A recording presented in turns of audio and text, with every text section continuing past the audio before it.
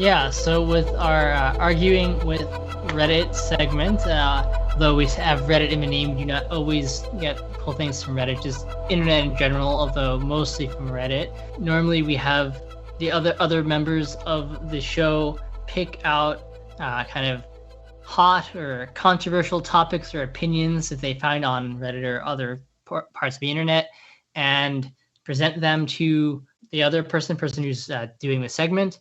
And in this case, it's me. So presumably, most going to be musical things. And I haven't seen these things, and I get to respond to these kind of controversial, opinions, posts, whatever you want to call them, live, and you get to hear my thoughts on them. And yeah, so that is our arguing with Reddit. Now we're introducing this. Hopefully, I'm going to ask. Oh, hey, there's a lot of conversation going on. That's awesome to see. No, we're not canceling the podcast. See, I knew the title would make it sound like something bad was happening in the podcast. That's why I gave the disclaimer at the opening of the segment. So no, nothing bad's happening in the podcast. Only good things.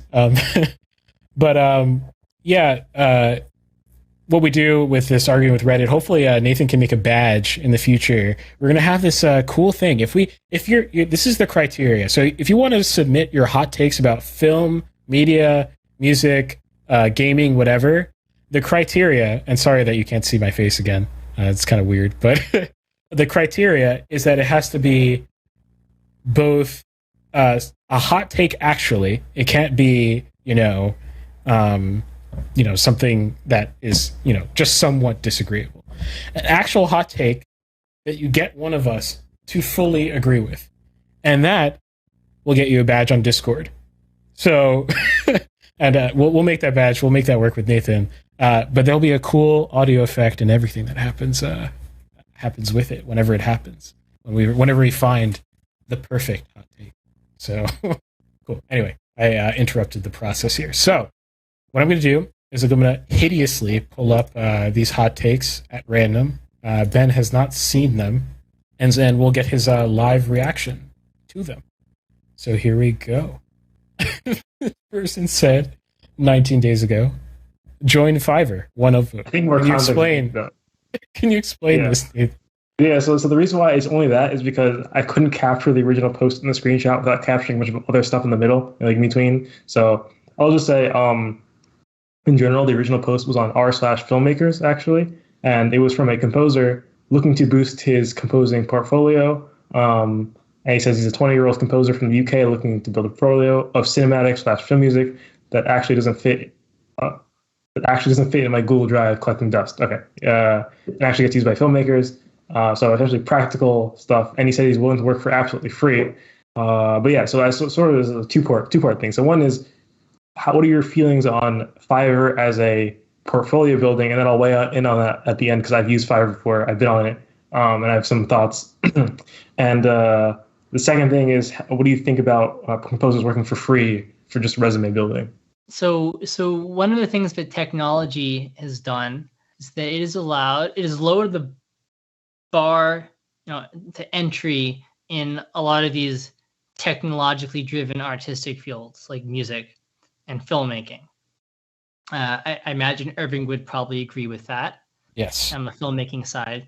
So what has happened in the composition world is that because the bar that entry is really low, and the bar is in a lot of ways so low with technology that you don't really need to know that much about.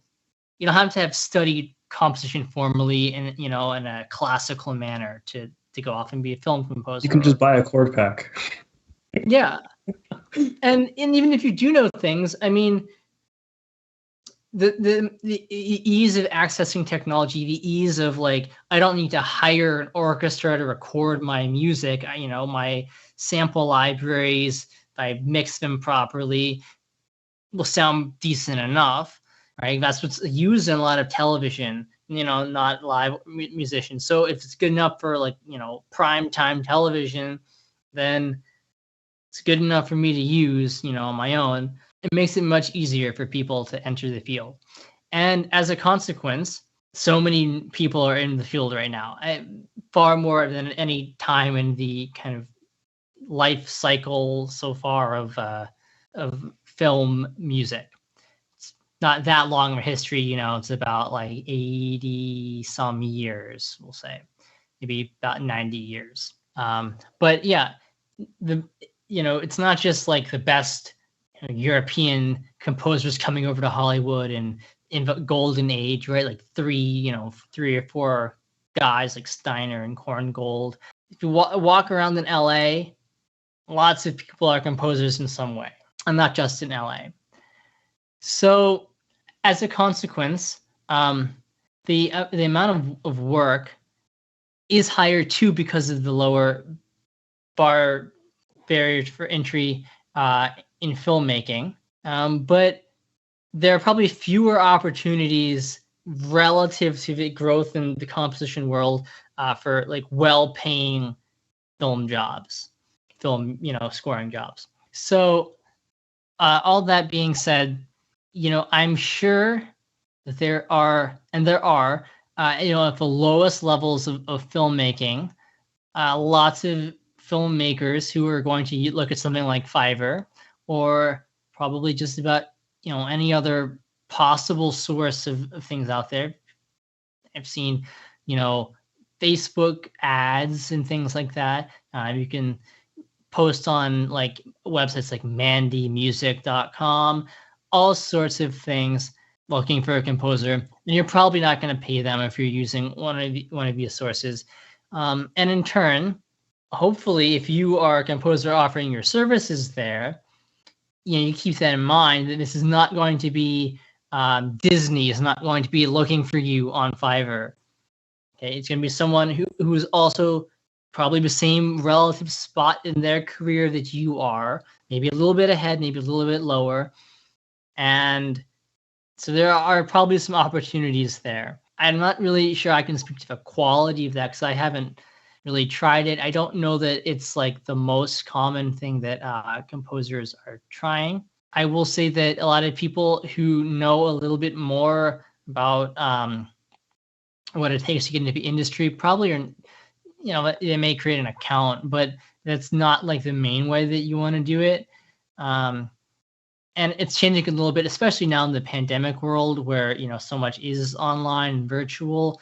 But really the way that most composers go about these things is you want to make in-person connections. So you want to like go to film festivals and talk to the people, filmmakers who made stuff that you thought was interesting. You want to do things like that, and getting personal connections. Again, with the pandemic, more stuff is done virtually. So, I personally am not a user, so I don't know that I can't really speak to quality of what you're probably going to find generally, but I'm sure there are plenty of lower level opportunities. Whether those are quality lower level opportunities, I don't know. Probably some quality, some not great quality. And sorry, what was the second question, Nathan? The same question was referring to the post. He said that he's willing to work for free. I was wondering how you felt about essentially free work for resume building. Okay, so that's a very, very frequently mentioned topic. And if you are a film composer, the best industry group on Facebook is called Perspective. It's got a lot of the, tons of composers from all over the world and lots of really big name composers like Hans Zimmer and Lauren Ball frequently on there. Great resource if you can join that. And this topic comes up all the time and you get different answers from different kinds of people.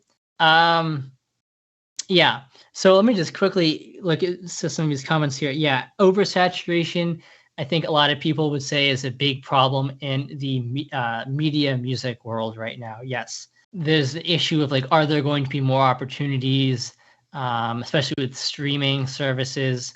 And that's a whole host of other issues about, and we've talked about this briefly, but there's lots of questions with streaming and all sorts of financial questions that nobody really knows the answers to because streaming companies keep everything so tightly under wraps that there's lots of disagreement in the industry about whether streaming royalties, is it just that everyone's going to get less or everyone's going to get more money, or whether the people at the top are going to make less money and the average person is going to make a little bit more money. So that there's going to be, lots of questions about that. But in general, people would say that yes, the market's kind of oversaturated.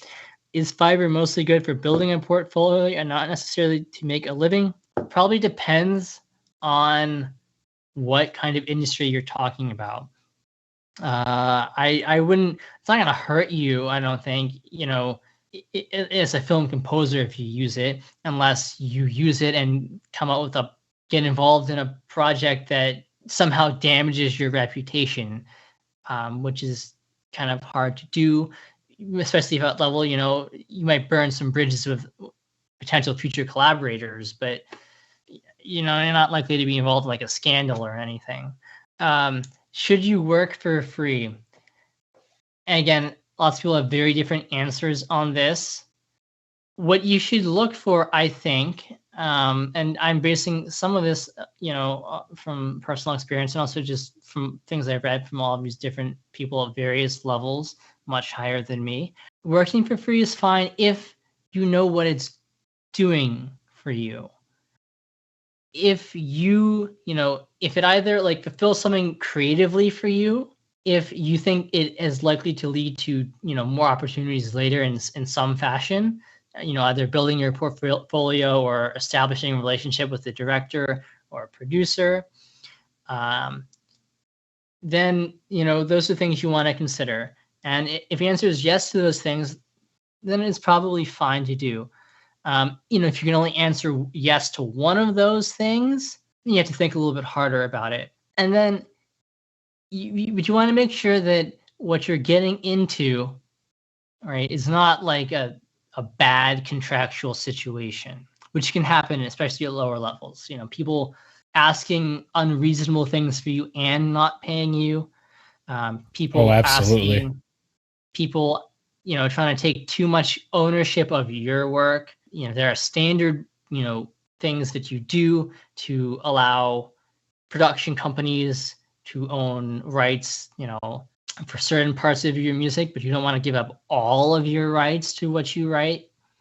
So, you want to look for situations that could be like abusive in that way, either contractually or they're going to ask unreasonable things of you, like no limits on edits at any point, that sort of thing. So you want to make sure that if you're working for free, that it kind of fulfills some of those things, right? Creative fulfillment, which is not always possible, furthers your career in some ways, more opportunities with relationships down the line, or just building your portfolio. So those are things you want to think about. Yeah, I just want to add, because I've also been on Fiverr. I've used Fiverr. Actually, I used Fiverr recently to get the voiceover stuff for the channel. But I've also been on Fiverr. I retired my Fiverr, indefinitely, pretty much, because exactly what you said is exactly what I've found. You don't want to get abused. You don't want a bunch of people who are underpaying you and don't appreciate what you're doing. I've had really good clients on Fiverr, some of which I've actually kept in touch with for long periods of time. Actually, there's one person. Actually, he was on the podcast. We interviewed him. His name is Rob Sharma. You can go back and check out an interview I did with him. But I found him on Fiverr, through Fiverr, and we're continuing to work with each other, and it's been continuing to be good for both of us, right? Going forward. And at the same time, most people they're underpaying you and sort of moving on with their lives. And so in terms of at least the filmmaking side of things, or like the editing or graphic design, those sorts of things, it definitely is like, more of a portfolio thing than it ever would be like a way to sustain yourself, at least for the average person, I would say. And then the other thing too is that Fiverr takes a ton of your money, which is normal for these kinds of platforms, but in terms of long-term business making, creating a business for yourself, 20% off of your bottom line is huge. That's gigantic. You'd have to either upcharge that 20% to make it worthwhile, or, take the loss on that 20%, which is a big oof, you know. So I think you have to look at your own situation, maybe try it out, you know, if you want. But I think, you know, it really depends, and you can definitely do without it if you don't want to do it. And if you do want to do it, really guard yourself. You know, make sure you make the terms extremely clear, like Ben said. Make sure you always have credit on the project. Whenever you, this is a thing, that principle I think everyone should have, is that if you are doing something underpaid, you should have maximum credit. So if you're like, you know, I mean, really underpaid, right? So if you're doing something on Fiverr that's worth usually, you know, 4 times whatever you put up, you know, 4 times whatever you're going to get, actually, you know, put in your Fiverr agreement that it requires that you get a huge credit at the end of the thing, or that you get an IMDb credit secured, or whatever, something to make sure that you're permanently attached to it as long as you're actually willing to stand by it. What I did for myself is I had an option that if you did not want to credit me, you know, for like, let's say editing or something at the end of it, or credit my company with my company logo at the end of it, you have to pay me a good amount of money, you know, in extra fees in order to get that done. So I would highly recommend that you make sure you get the piece that's important if you are underpaying yourself, which is the credit. So, and maximize that, you know, as best as you can. Looks like we have a comment from Ron. He says, Fiverr seems like one of those things that's really, really good experiment in compensation for work. But maybe a situation where you don't want to put all your eggs in one basket, as it were. 100% agree. 100%. That's exactly it. And there's plenty of other platforms as well. You just can't cross-pollinate on certain platforms, which is kind of strange, but it is what it is. I've been on Fiverr too for some period of time. I offered 2 types of services. Well, okay, the main one was for when I used to do a lot of 3D modeling and stuff like that. I offered a 3D modeling service for 3D logos and logo animations and stuff like that. What was interesting is, well, one thing, you know, I found kind of sketchy that the people in my space were asking for not that much money. And, you know, it was like, it seems that, you know, I guess this is just normal market forces, right? It's like whoever's gonna do the best work, and also ask for the least amount of money is gonna get all the customers, right? But I feel like on Fiverr there's like a tendency to undervalue yourself, like by a good bit. And a lot of the people I see on Fiverr, I'm like, it's hard to compete with you because you're taking like no money. Yeah, it's very odd. I think it maybe depends on like the area of work. Maybe 3D modeling was especially bad, but as for Fiverr's cut, technically Fiverr would take, in the game dev world, would take less than almost every game distributions platform. So like Steam takes 30%, I think GOG takes 30%. Epic Games takes 12%, but that's the exception. I believe Xbox and PlayStation take a similar, I think they might take a little less than 30%. I can't quite remember, but 30% is like essentially standard, right? So, I mean, I still would never do a game dev Fiverr job as in make a whole game for me, because I feel like one of the big problems is that a lot of people don't know how much effort it takes to make a game. And I think that's the same with both music and movies. And so they might ask for something that's a bit unreasonable. And it's hard to explain to people in such a technologically involved and a mixed media like video games, where there are so many different like aspects from, you know, the programming to the art to the sound. It'd be kind of hard to explain to someone like, okay, I can't do this because X, Y, Z or whatever. And they might not understand, understandably, right? So, yeah, I mean, on Fiverr, I might do small parts of a job. So like, you know, make this art for a game, but I don't know about making a whole game. It sounds a bit sketchy. Yeah, you're right. Like I just remembered that Steam takes like all your money, which really sucks. And that's not even the same type of flat platform that Fiverr is. So that's pretty crazy. Cool. Next hot take. I think this is a conversation about the Beatles, which I think, Ben, you're a fan of the Beatles, right? I didn't get that wrong, right? Yeah, I like the Beatles. Okay, so this person's talking about the era and says, many other groups from the era blow the Beatles out of the water. And then someone says, such as...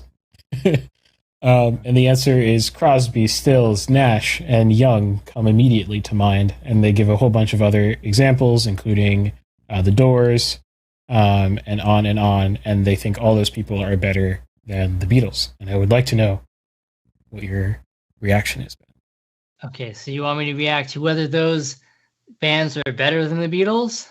I don't know. What's your general opinion? I don't know. Okay, or are there groups that are better than the Beatles? Okay, so for cultural impact, obviously the Beatles are kind of at the top. The other thing is they have a relatively long run in which they dominated the musical scene on multiple continents. And they do within that run, they did a lot. Right? If you listen to Please Please Me and you listen to the White Album, okay, they're completely different musical worlds. And like Sgt. Pepper is a different musical world than Rubber Soul, right? Two albums that are, next to each other chronologically. They evolved with the times. They forced music to evolve, popular music, and they had a really long run of dominance. And within that, yeah, sure, not all of their songs are, do I think are like amazing.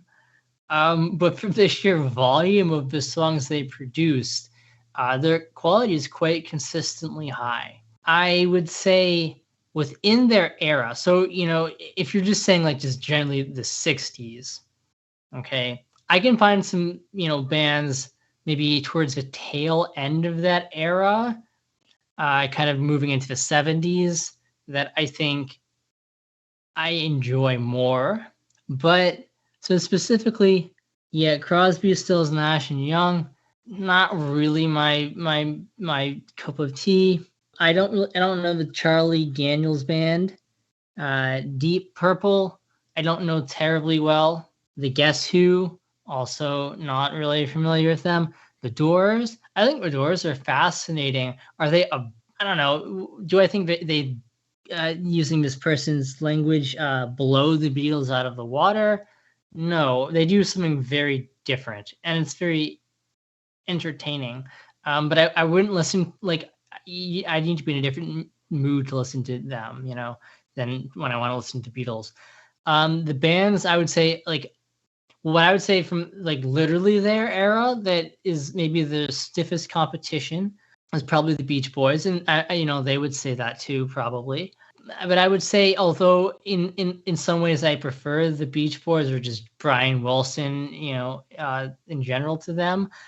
Really the Beach Boys, I mean, they have some like classics in their surf period, but they're like not Rubber Soul, sorry, their response to Rubber Soul, Pet Sounds, truly amazing album. And then Smile, if you want to listen to like Smile Sessions, reconstruct what Smile might have sounded like, or 2004 Brian Wilson Presents Smile, which is kind of the fulfillment of this unrealized project. So I'll count that as 70s, even though it technically came out in 2004 or 60s. Like that kind of peak right there, I think is up there, if not better than like the best of the Beatles, personally. But overall, when I say their quality is as consistently interesting as the Beatles, no, because you can only listen to so many, I Get Around and Fun and all that stuff. Only so much of that you can listen to before you kind of start losing your mind a little bit. And that might be a controversial thing to say. Some people, I kind of get that. I enjoy that stuff, but like, how many times can I listen to My Little Deuce Coupe? Not a million times. So yeah, from what I know of that era, and again, like I said, there's some people at the end of that era. Like I'm a big James Taylor fan. Again, at the end of the era, Jethro Tull does some really fascinating stuff. Kind of directly after that, of course, I'm a big Steely Dan fan, thanks to my brother in particular. They're kind of mostly starting in 70, so kind of very tail end of that Beatles era. So I don't know. I would say I don't think there are a whole bunch of bands from that era that blow the Beatles out of the water. There are some bands that I think are fascinating and interesting. do different things or similar things. Like Moody Blues kind of takes their vibe, but I don't think anyone blows them out of the water. Cool. Yeah, I have nothing to say about this era. I'm very unfamiliar with it. Same. I admit that I'm not the most knowledgeable, but from the knowledge that I do have, that's my take on that. Cool. Yeah, I just saw Beatles and I was like, I think Ben would have some things to say about it. Let's see, what's this last one here? So, so I found this one as well, and let's see. Okay, so have you noticed that some of the TV shows, the background music is so loud it's hard to hear what's being said? I picked it because I can speak on that as well. Go ahead.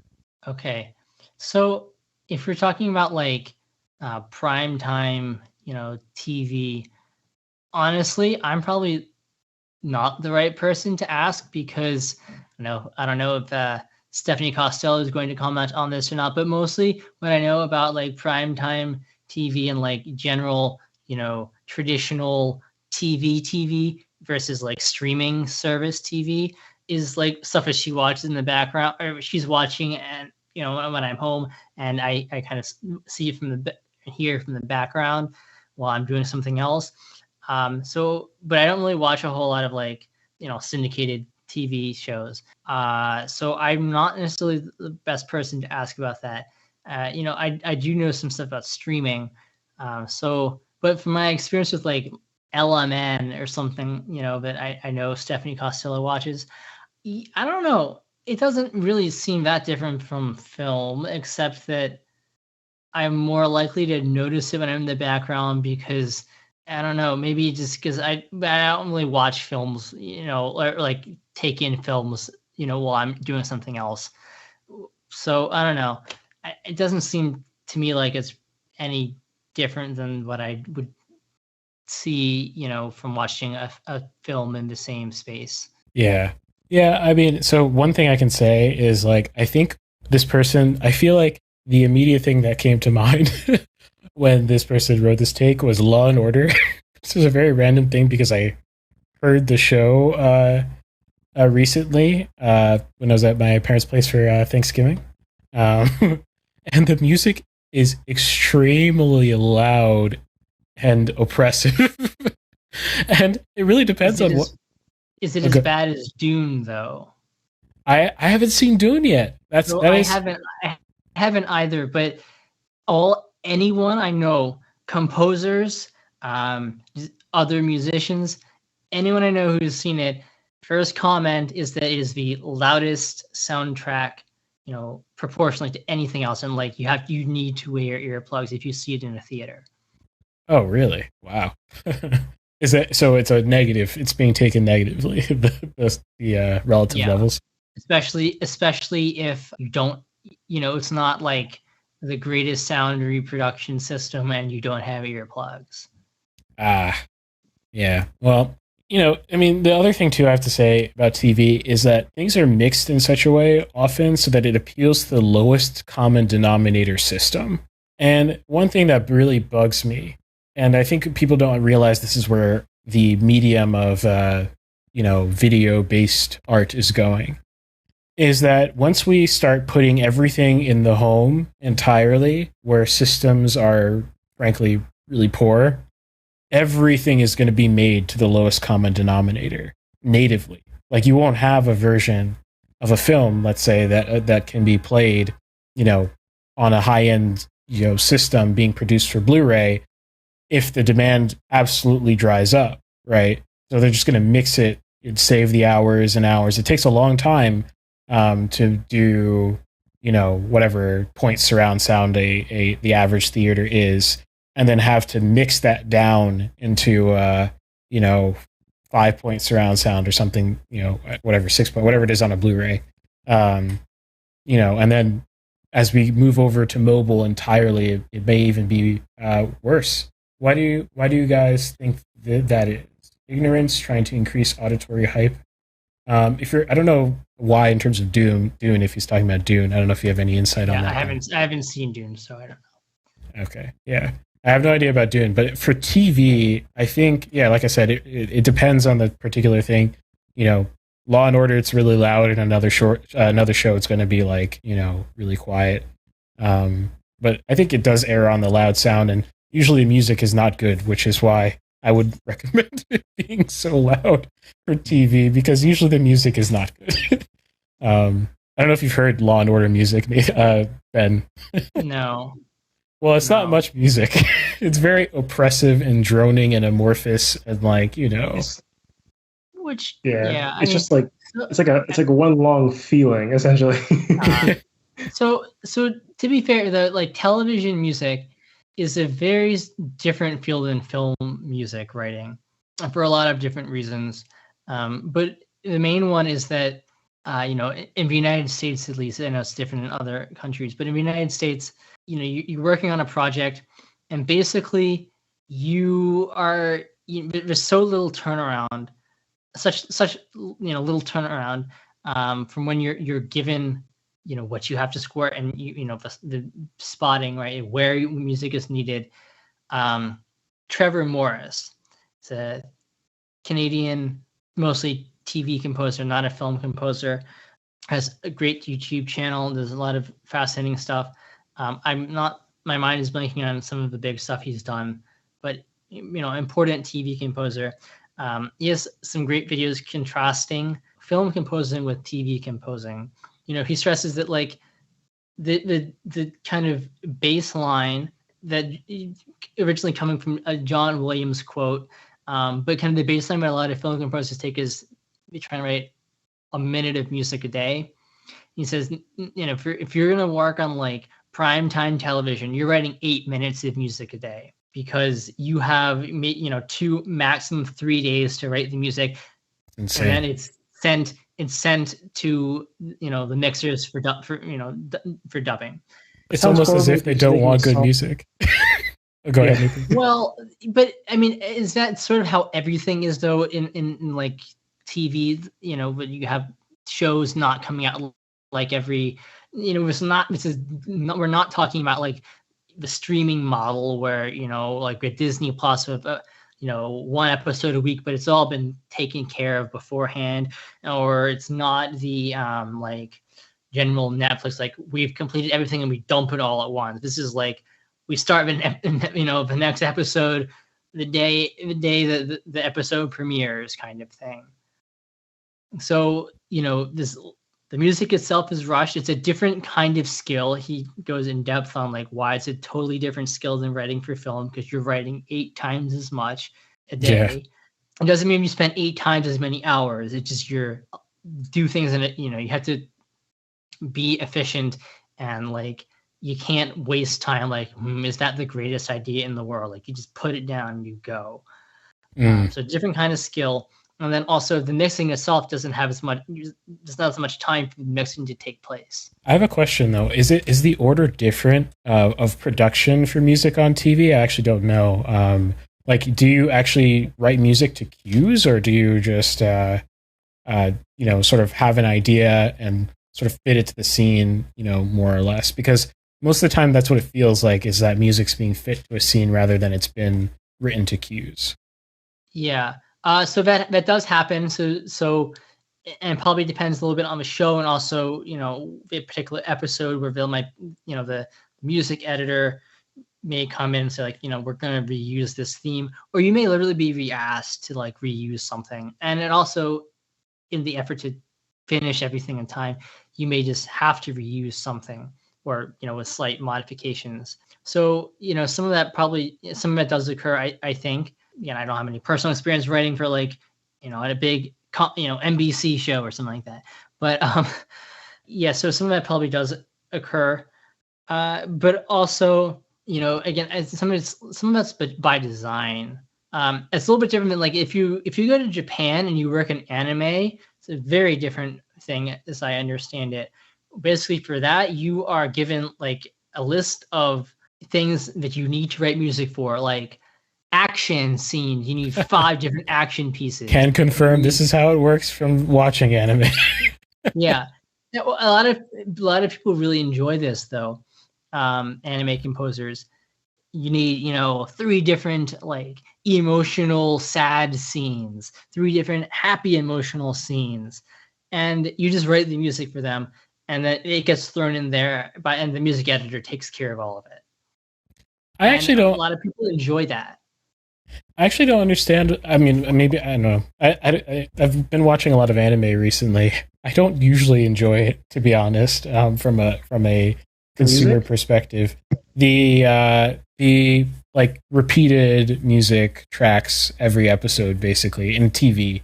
And I'm talking about because in film anime, it's completely different. It's fully scored. Yeah. I mean, I may find some tracks cool in of themselves, like, if I were to go back and like go look for it and listen to it on its own. What's a good example? Death Note has some really interesting music in it. The first episode, you can tell that the composer was given the first episode as the template for what kinds of music were needed, and then you get like maybe 3 more on top of that, 3 more pieces on top of that. And would you say so you're telling because like it's like the song just fits the whole thing perfectly. It's not like a movie where it feels like it's like sort of like you're thinking on almost like themes. I feel like with movies it's more about like themes, general themes, and with TV it's more like it's about the episode. Is that what you're saying? I'm not so much saying that. I'm saying that I'm just giving the example in terms of Death Note. The music is interesting, and in the first episode it lands absolutely perfectly. It's a majestic episode to watch because of the music, actually, I would say. Like, I have that strong of an opinion about how the music is put together with the animation. It's awesome. Later on the TV show, as we go on and we kind of get a lot of these songs repeated, I mean, it's not a long show, but it's long enough where it gets grating sometimes when you get the same track coming in for the same emotion, and it forces the edit to land the same beats every time, and it gets really grating. So there are some really fantastic composers who work in anime, and they enjoy, from what I've read, they enjoy the kind of like lifestyle that they get to lead because of that. But literally, like they don't see the episode. They just write. They may see like the first episode or something, and to get like a sense of like the vibe of the show, they just compose something without seeing what it goes to, and it's just thrown in there. This is not how most film and even TV generally. You're not just like scoring emotions generally. Maybe something like long running episodic like soap opera might do something like that, which I'm not familiar with. But yeah, it's just music was written and then thrown in there over and over again, not like tied to. It's not written for a specific scene. Just different than like an anime movie, though. Like if you watch Spirited Away or something like that, like that is composed scene to scene, and it's beautiful. Yeah, 100%. Yeah, I love anime. I think anime is not. I actually enjoy films a lot more than I've enjoyed TV in the anime space. I think I said that here on the show before, but I think film anime is potentially going to take a big space in the economy of film in the future. It has yet to explode to the degree which I think it can, and I think it deserves to, because it respects the form a lot better than the Hollywood one-size-fits-all stuff that comes out. So I'm hopeful. I'm hopeful that there's a medium, a sub-medium that's sort of carrying the torch here. Cool. That was the last hot take. Now, I'm really happy that we have so many people who hung around and talked to us this entire episode. Like, sometimes we have large audiences, especially if we're talking about something newsworthy, like the Astroworld event, or we're talking about the Alec Baldwin sort of debacle, all of which you can find on our channels and elsewhere if you want to check them out. A lot of times, there's a lot of people sticking around the entire time. That's awesome because, people listening, but not a lot of times are there people, chatting away. So that really warmed my heart today to see, everyone talking it out in the chat. So thank you guys for sticking around. I don't want to cause no problems. I just want to live my life, but I keep on hearing about nonsense. Me and my dons ain't mobsters, but when you see imposters, we know how to read them faces, same way you know how to read them comments. If you want to talk, let's talk, but around here, make sure you're walking your talk is constant.